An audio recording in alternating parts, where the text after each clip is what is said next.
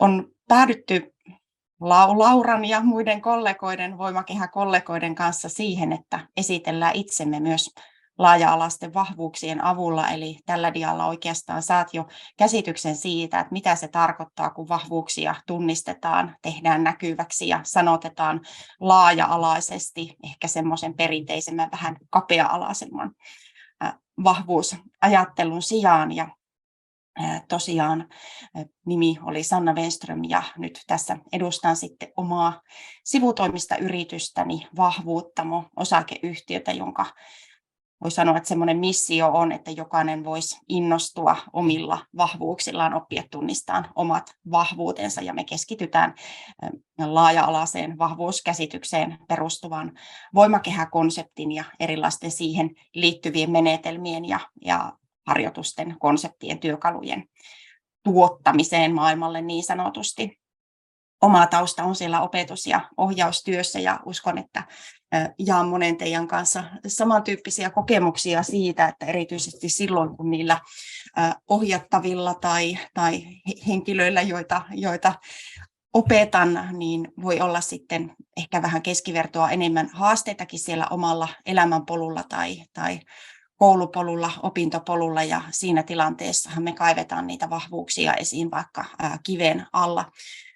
kiven alta, mutta se, että millä tavalla sitten konkreettisesti vahvuuksia voi löytää ja mistä niitä etsii, niin sitä ainakin itse aikanani kovasti pohdin, ja käytössä oli monenlaiset erilaiset sanalistat siihen aikaan. Jo ehkä kortteja ei vielä silloin niin paljon ollut. Nythän meillä on paljon enemmän sitä tarjontaa, minkälaisten välineiden avulla vahvuuksia voi sitten tunnistaa, mutta se, että ainakin itse kaipasin kovasti semmoista kokonaisjäsennystä ja sitä ymmärrystä, että miten erilaiset vahvuustyökalut, nämä sanalistat ja lastat ja kortit ja muut niin kun suhteutuvat toisiinsa. Onko joku ehkä parempi kuin toinen?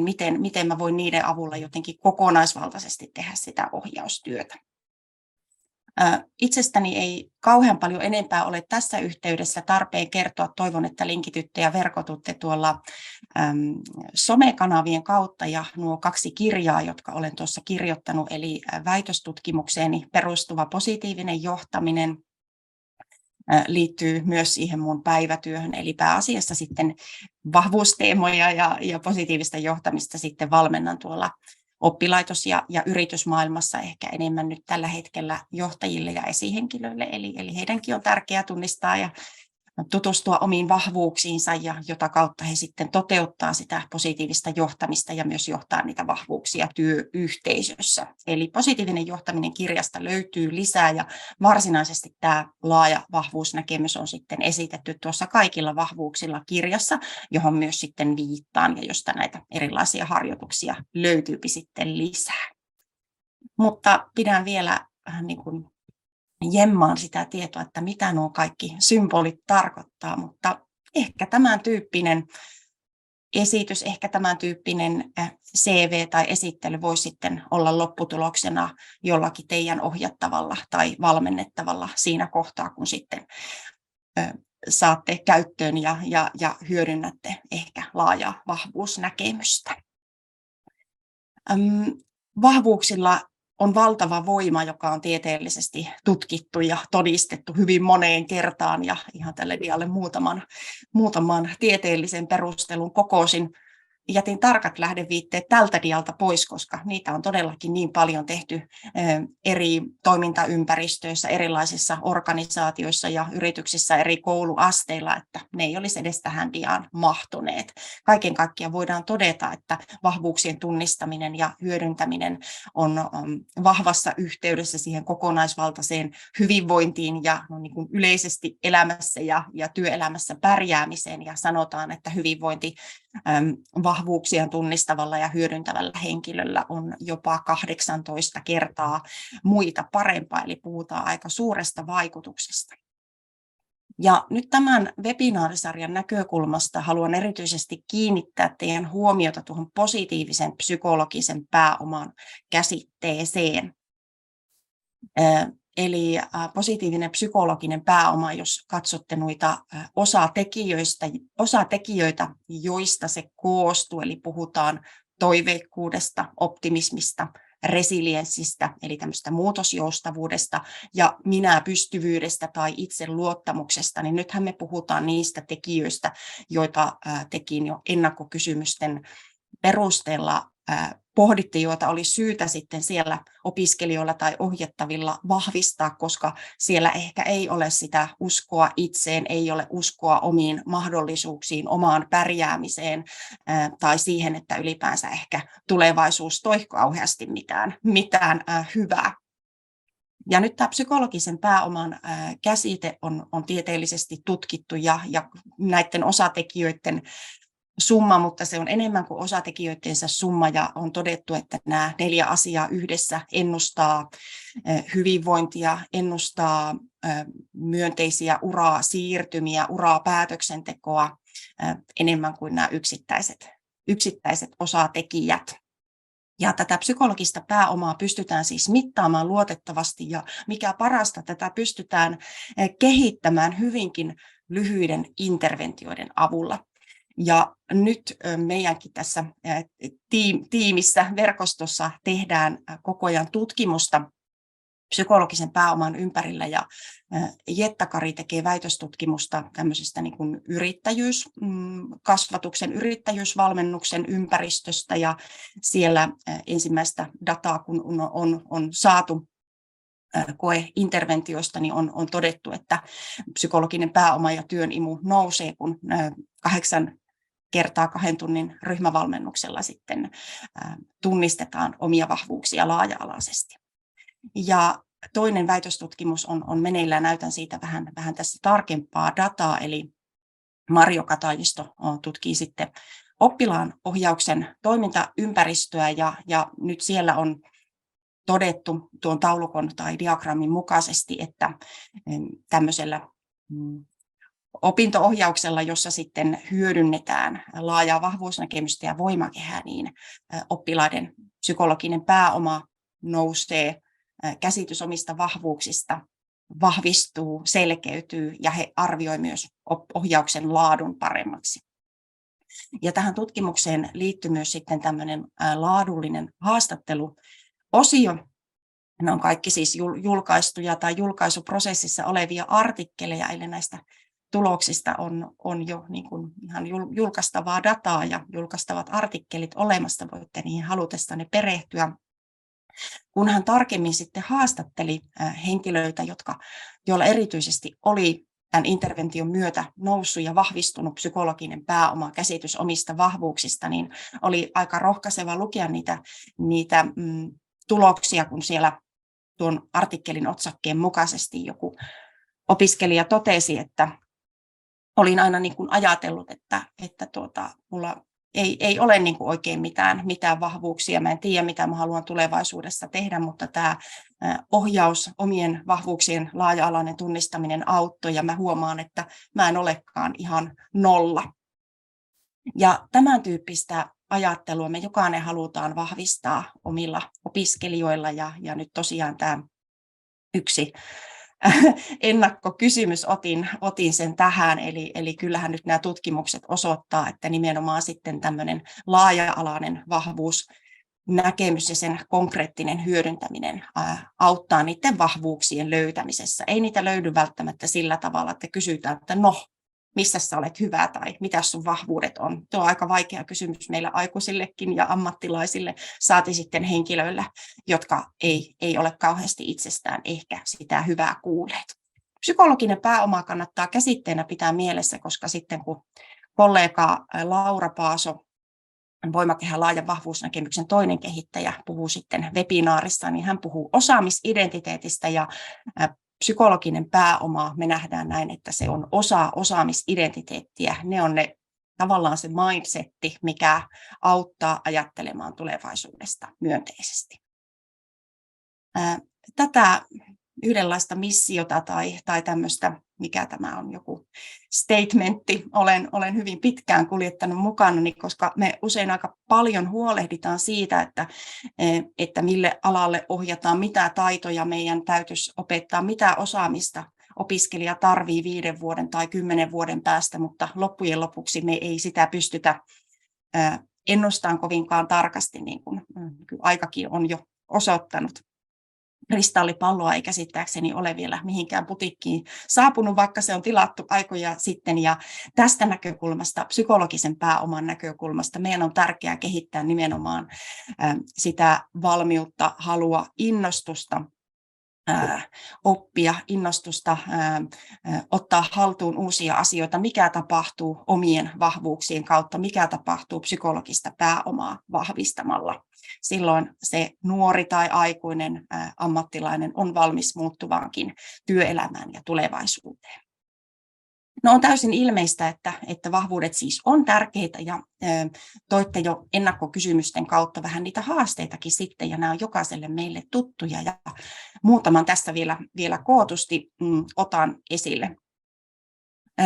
Tämän oikeastaan jo tuossa sanoin, mutta kun itsekin oma tausta on siellä erityisopetuksessa, olen erityispedagogi ja toiminut noin 10 vuotta ammatillisessa erityisoppilaitoksessa ja erityisopetuksen kehittämisessä, niin siellähän me ollaan ammattilaisena tavattoman vihkiytyneitä kaikkiin oppimisvaikeuksien, oppimisen haasteiden, erilaisten diagnoosien maailmaan ja näin on myös helposti sitten ne opiskelijat, lapset, nuoret tai aikuiset, kellä on enemmän tuen tarpeita. Me osataan tosi hyvin kertoa, missä me ei olla vahvoja, mutta ei välttämättä sitten niistä vahvuuksista tai ne asiat, mitä ehkä sitten me pystytään opettajina, asiantuntijoina, ohjaajina, ammattilaisina tunnistamaan, niin niitä henkilöitä ei ole sitten ollenkaan itse mieltänyt vahvuuksikseen. Eihän tämä nyt ole mitään erityistä. Tämä nyt olen vain tämmöinen, että mulla pitää aina olla kaikki järjestyksessä tai mä huomaan pikkutarkasti aina kaikki vaikka kirjoitusvirheet tai jotakin muuta vastaavaa ja niitä ei ollenkaan pystytä sitten ajattelemaan, että tämä voisikin olla tämä mulle tavallinen ominaisuus tai asia, vahvuus. Surullista, mutta totta on myös se, että tosiaan niitä vahvuuksia ei välttämättä olla siellä kasvuympäristössä nähty, tai ne vahvuudet voi olla jopa sen tyyppisiä, että ne esimerkiksi peruskoulussa, kouluympäristössä koetaan jollain tavalla jopa häiritsevinä, eli esimerkiksi vaikka semmoinen vilkkaus, aktiivisuus, touhukkuus, mikä on hirveän tärkeää monissa kohtaa työelämässä, niin ei välttämättä ole kauhean korkealle arvostettu vahvuus sitten koulussa. Kun itse tällä hetkellä paljon työskentelen ja vaikutan, onneksi saan vaikuttaa tähän asiaan myös sieltä työelämän näkökulmasta, niin on totta, että vielä hyvin pitkälti myös siellä organisaatioissa ei edetä eikä toimita vahvuuslähtöisesti, vaan ehkä toisaalta asetetaan hyvinkin tiukkoja lokeroita ja raameja sille, että minkälaisia niin kuin, vaatimuksia minkälainen henkilön täytyy olla tai minkälaisia vaatimuksia missäkin tehtävässä täytyy olla sen sijaan, että lähdettäisiin liikkeelle siitä, että vautsi, meillä on tämmöistä mahtavaa potentiaalia meidän henkilöstössä ja me voidaan näillä vahvuuksilla itse asiassa tehdä paljon enemmän kuin ollaan ajateltu ja tämä on sitä positiivista johtamista ja onneksi tämä laaja vahvuusnäkemys myös on jo pitkälti sitten, tai ainakin sanotaan, että pikkuhiljaa menossa ja rantautumassa sinne yrityspuolelle, eli nämä on niitä työn organisointiin liittyviä tekijöitä. Mutta sitten se, että mihin me nyt erityisesti voidaan tällä laajan vahvuusnäkemyksen tuomalla tietämyksellä vastata, on se, että me ei ajateltaisi, että vahvuudet on pelkästään jotakin osaamista tai että ne olisivat vain jotakin oppiaineita tai ammattialaan liittyviä substanssiasioita tai että ihmisen vahvuudet voitaisiin määritellä puhtaasti hänen koulutustaustansa tai tasonsa kautta. Koska osaaminen on vain yksi vahvuuden laji laajassa vahvuusnäkemyksessä ja myös se, että me ei kaikista maailman vahvuuksista ja ominaisuuksista myöskään puhuta osaamisina. Tuun tähän vähän myöhemmin tarkemmin.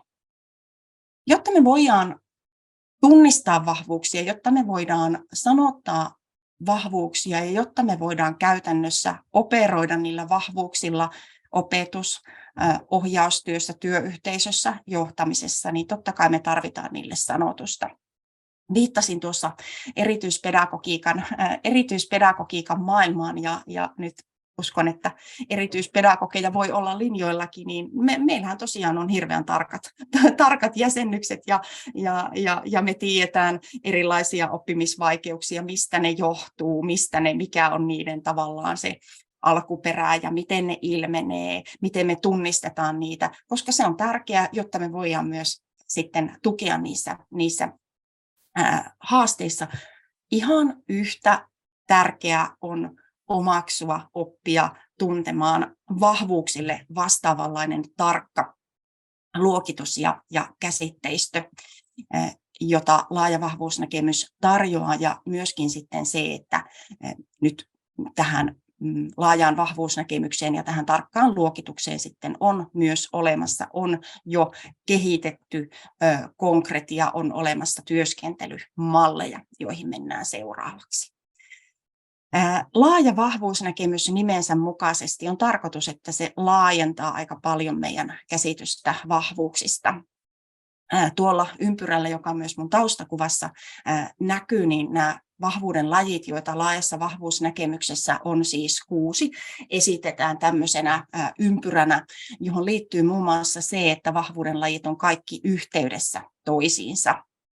Sieltä minunkin voimakehältä ehkä huomasitte siinä alkukuvassa, että oli vähän samantyyppisiäkin asioita ja ne ehkä sitten muodostaa jonkunlaisia punaisia lankoja ja me huomataan jotakin tietyn tyyppistä vahvuutta vaikka siellä voimakehällä paljon ja nämä sitten siinä ohjaustyössä on tärkeitä juurikin langanpäitä, joiden kautta ne voidaan sitten opiskelijaa ohjata eteenpäin. Laaja vahvuusnäkemys eroaa monista sanotaan testeistä tai vastaavista siinä, että nyt ei ollenkaan pyritä ihmisiä mittaamaan, arvioimaan, arvostelemaan tai luokittelemaan, pelkästään tuomaan, sanottamaan ainutlaatuisella tavalla ihmisen omaan kokemukseen perustuen niitä hänen vahvuuksiaan. Ja tämä tapahtuu vuorovaikutuksessa, eli kysymyksessä on myös hyvin vahvasti tämmöinen narratiivinen ja vuorovaikutukseen perustuva menetelmä, jossa me halutaan kuulla ihmisen tarinaa ja sitä kautta sitten kuulla hänen vahvuuksistaan. Kuten jo sanoin, niin laajassa vahvuusnäkemyksessä on oleellisin juttu toisaalta se, että me pystytään tarkastelemaan näitä vahvuuden lajia yhdessä ja suhteessa toisiinsa. Tämä oli se, mitä itse ohjaustyössä kaipasin. Miten nämä vahvuudet suhteutuu toisiinsa? Tämä oli todella niin kuin voimakas semmoinen aha-elämys, varmasti ihan konkreettisesti lamppu syttyi, kun tajusi, että nämä on ne vahvuuden lajit, näin ne suhteutuu toisiinsa ja näin näitä voidaan määritellä ja erotella. Vahvuuden lajit tässä esitettynä tämmöisillä laatikoilla ja kerron nyt näistä vähän tarkemmin. Voimakehän keskellä, voimakehä on siis meidän synonyymi, yleensä käytetään synonyymisesti laajasta vahvuusnäkemyksestä ja kerron kohta, mistä tämä voimakehä-sana sitten tulee. Mutta voimakehän keskellä joka tapauksessa on luonteen vahvuuksia ja luonteen vahvuuksia on tasan tarkkaan 24, koska luonteen vahvuudet tulee ja niiden kohdalla nojataan sitten Petersonin ja Seligmanin VIA-teorian ja VIA-luokitukseen, joka voi olla jollekin teistä tuttu VIA-kartoituksen kautta tai huomaa hyvää materiaalin kautta. Ihan sama hyvin vakiintunut, hyvin vankalla tieteellisellä taustalla oleva teoria. Ja sieltähän kaikki 24 luonteen vahvuutta on semmoisia, joita pystytään kehittämään, hyödyntämään, valjastamaan oppimisen tueksi, opintopolulle, elämänpolulle, mutta joista myös muutama on sitten jokaiselle yksilölle hänen identiteettiään kuvaavia, hänelle ominaisia, luontaisia, energisoivia ydinluonteen vahvuuksia, ja niitä tänne voimakehälle sitten poimitaan. Ja mulla siellä oli innostus ja oppimisen ilo ja rohkeus ja rehellisyys. Luontaiset kyvykkyydet, eli tuo oranssi tähtikuvio sitten on vahvuutta, joka on eräänlaista lähtöasetusta tai eräänlaista raakamateriaalia muiden vahvuuksien kehittämiselle. Ja teoreettisesti tänne sisältyy, me puhutaan lahjakkuuden lajeista, me puhutaan erilaisista temperamenttipiirteistä ja erilaisista ajattelutaipumuksista. Eli nyt kaikki vahvuuden lajit, niiden taustalla, vahvuussanojen taustalla on edelleen joku teoria ja luokittelu. Eli tässä tämä tutkimuspohja on hyvin vahva ja monipuolinen. Luontaisissa kyvykkyyksissä paino on siis sanalla luontainen. Meillä on kaikilla myös niitä luontaisia, eli eksaktisti puhutaan psykologisin termein synnynnäisistä ja vahvasti perinnöllisistä taipumuksista, jotka on myös aika pysyviä läpi elämänkaaren ja jotka vähän tilanteista riippuen on vahvuuksia tai ehkä ei. Mä käytin sitä esimerkkinä korkeaa aktiivisuutta, joka on temperamenttipiirre. Monissa paikoissa se on valtava vahvuus, mutta ei välttämättä siellä peruskoulussa, kun toivottavasti malttaisi myös istua siellä rauhassa oppitunnin ajan, tai esimerkiksi sitten, jos työelämän tilanteessa ajatellaan, että pitäisi tehdä jotakin hyvin pikkutarkkaa, vaikkapa kirjanpitoa, niin semmoinen korkea aktiivisuus, mikä myös ehkä näyttäytyy vähän semmoisena isolla pensselillä tekemisenä, ei lainkaan ehkä pikkutarkkuutena, niin ei ole ehkä varsinainen vahvuus siinä hommassa. Mutta näitä me tunnistetaan ja tiedostetaan ja mietitään sitten, että onko vaikka sitten jotakin taitoa tai luonteen vahvuutta, jota voidaan tämän tueksi sitten valjastaa. Toisaalta myös tunnistetaan niitä itselle parhaiten soveltuvia työympäristöjä ja ehkä niitä stressitekijöitä, jotka meidän hyvinvointia haastaa. Taidot ja osaaminen on hyvin selkeä, kaikille tuttu vahvuuden laji, mutta se, mistä me ollaan nyt tässä laajassa vahvuusnäkemyksessä tarkkoja, on se, että me puhutaan todellakin nyt skillseistä. Osaaminen ei ole mikään kaatolaari, johon laitetaan kaikenlaista muutososaamista ja hyvinvointiosaamista ja resilienssiosaamista ja empatiaosaamista. Näitä on aika mielenkiintoisia esityksiä, missä osaaminen tosiaan on semmoinen yleiskäsite sisältäen kaikki mahdolliset ja mahdottomatkin ominaisuudet ja joskus jopa temperamenttipiirteet. Laajassa vahvuusnäkemyksessä osaaminen ja taidot on jotakin sellaista, jota kuka tahansa voi oppia ja niin kuin periaatteessa vaikka opiskella kirjasta tai mennä jollekin kurssille tai koulutukseen oppimaan näitä asioita. Taidot ja osaaminen jaetaan yleisiin työelämätaitoihin ja niihin erityisesti keskitytään ja ajatellaan, että ne on niitä siirrettäviä taitoja tehtävästä tilanteesta toiseen. Sitten meillä on ammatillista osaamista, eli tämmöistä substanssiosaamista, ja jokaisella mahdollisesti myös sitä erityisosaamista, joka sitten on suhteessa johonkin tehtävään, työpaikkaan tai ammattialaan. Ja näistä rakentuu myös sitten se meidän osaamisidentiteetti, kun me pystytään näkemään erilaisia osaamisyhdistelmiä.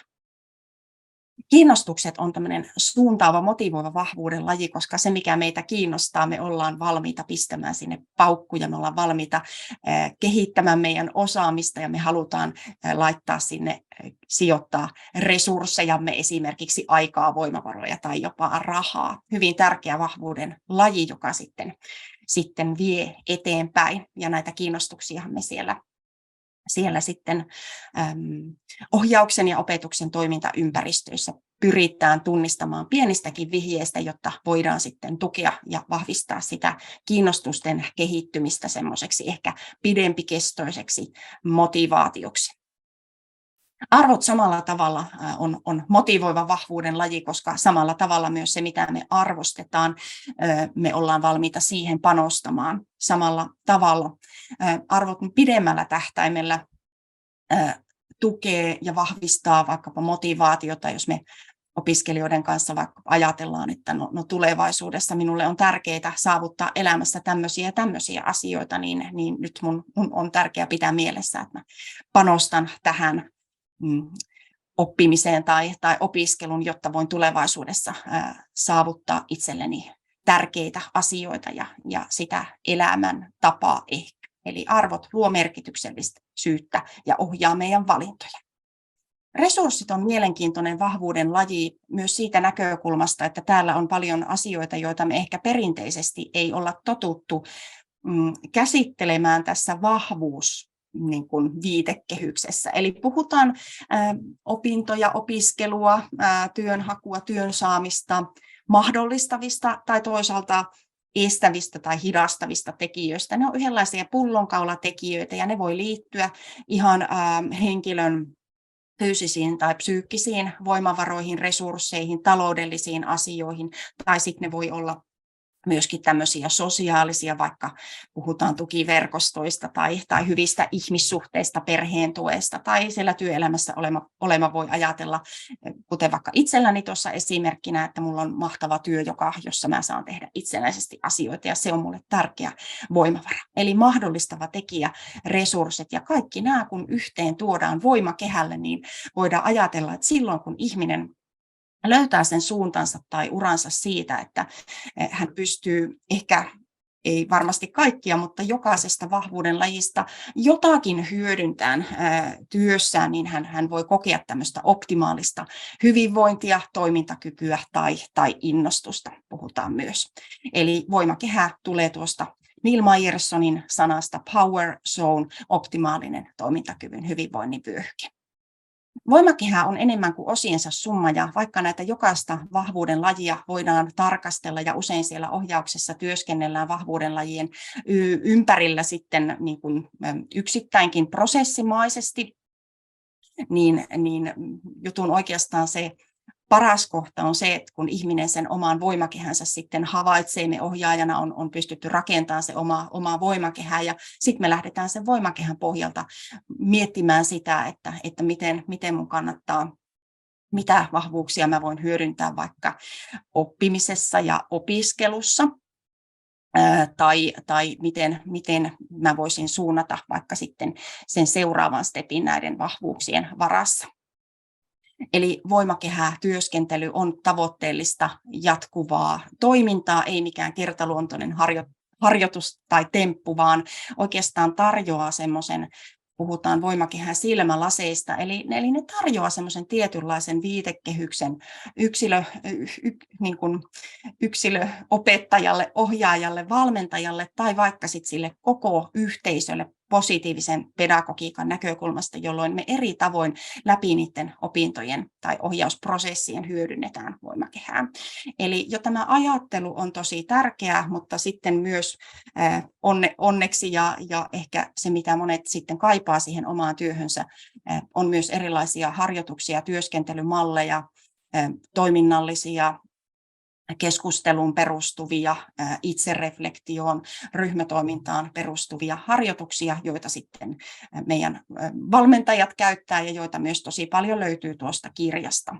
Voimakehäkortithan on se, mitkä monet kokee hyvin tärkeänä työkaluna sen takia, että siellä löytyy ne 600 sanaa näille kaikille vahvuuksille, jotka sitten auttaa nimenomaan siinä sanottamisessa ja jäsentämisessä. Ja toki myös sitten digitaalinen ympäristö on myös tässä huomioitu. Loppuun minulla on ihan muutama käytännön esimerkki siitä, minkä tyyppisiä niin käytännön esimerkkejä harjoituksia voimakehästä on olemassa. Näytän ne kursiivisesti ja voitte ehkä perehtyä tallenteen kautta niihin tarkemmin. Eli yksi esimerkki tämmöisestä uraohjauksesta, ja nämä kaikki nyt on tarkoituksella valittu arvojen vahvuuden lajista, eli ihan tämmöinen urapolkua tarkasteleva pohdinta, joka linkittyy arvoihin.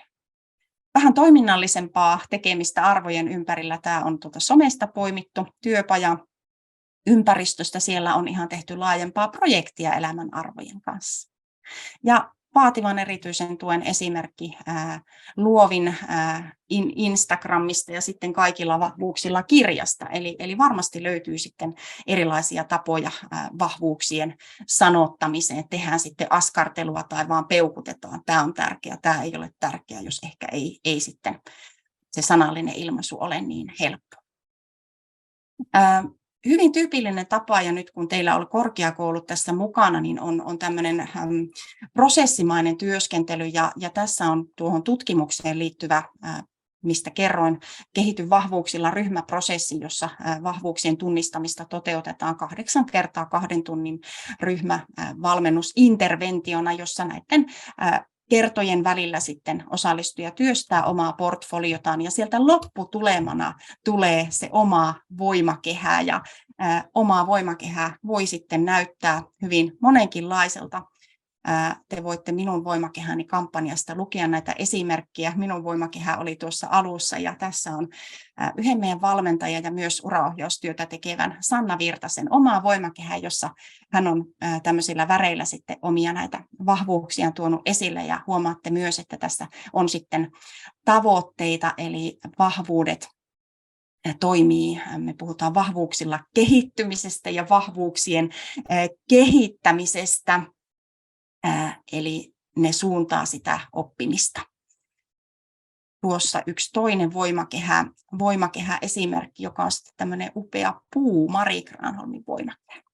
Ja nyt päätän oikeastaan tähän sovellukseen, joka sitten oli siellä ennakkokysymyksissä. Eli nyt kun joku kysyy, että mitenkä sitten me hyödynnetään tätä laajaa vahvuusnäkemystä ja voimakehää oppimisessa, niin tässä on yksi sovellus, eli kun sitten se omat vahvuudet on tunnistettu laaja-alaisesti, eli niin sanotusti rakennettu se oma voimakehä tavalla tai toisella, kertarykäisynä tai pidempänä ohjausprosessina, niin ne vahvuudet on tiedossa ja sitten voidaan lähteä pohtimaan, että miten mä voin näitä omia parhaita vahvuuksia hyödyntää oppimisessa, siirtymävaiheessa, seuraavassa stepissä, tai onko siellä jotakin, mitä mä voisin edelleen kehittää tai aktivoida.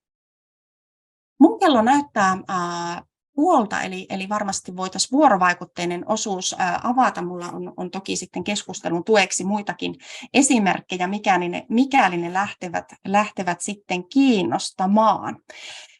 Mutta keskusteluosuuden ajattelin myös avata harjoituksen avulla ja nyt, jotta vielä ehkä nämä vahvuuden lajit sitten tulisi konkreettisemmin tutuksi, jotta niitä voisi ehkä jo tämän webinaarin perusteella omassa työssään soveltaa, niin nyt osallistujat voisi hetken omalta kohdaltaan pohtia tämmöisiä kysymyksiä, jotka vie lähemmäs näitä eri vahvuuden lajeja. Ja myös siellä tallenteen katsoja voi tätä miettiä.